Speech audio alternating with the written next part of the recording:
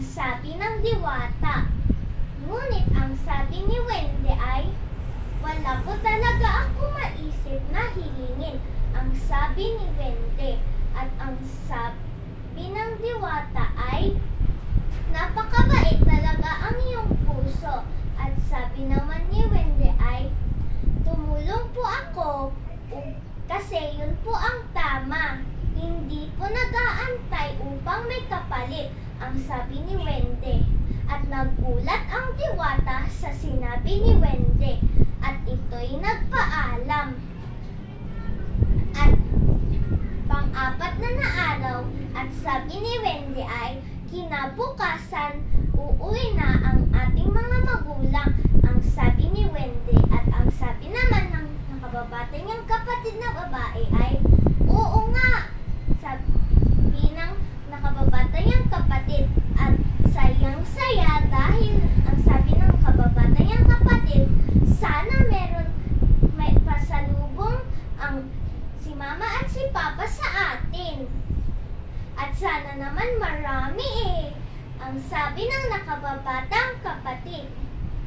Ngunit pumunta na silang natulog. Ngunit isang malakas na bagay ang nahulog sa sahig. At yun ay ginising si Wende. Bag! At agad-agad na lumabas sa pintuan si Wende. At ang kanyang nakita ay dalawang magnanakaw. At ito'y lumapit at tinulak ang isa sa kanila.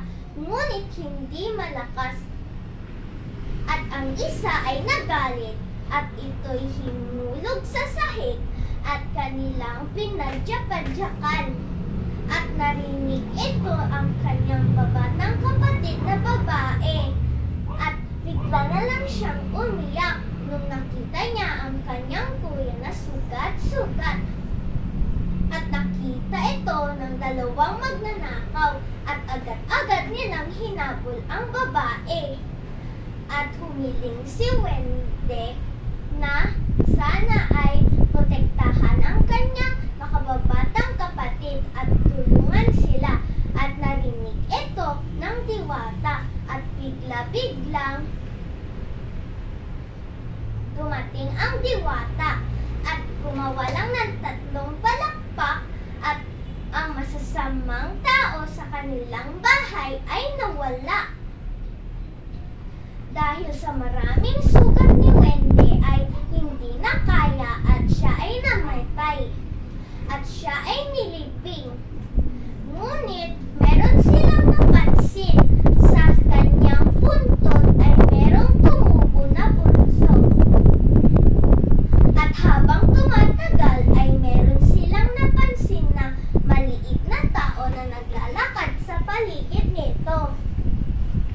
At dati ay tinawag nila yung Wende dahil sa maliit na tintig. Pero habang tumatagal ay ito'y tinawag nilang Wende. At dyan po nagtatapos ang aking kwento. Maraming salamat po.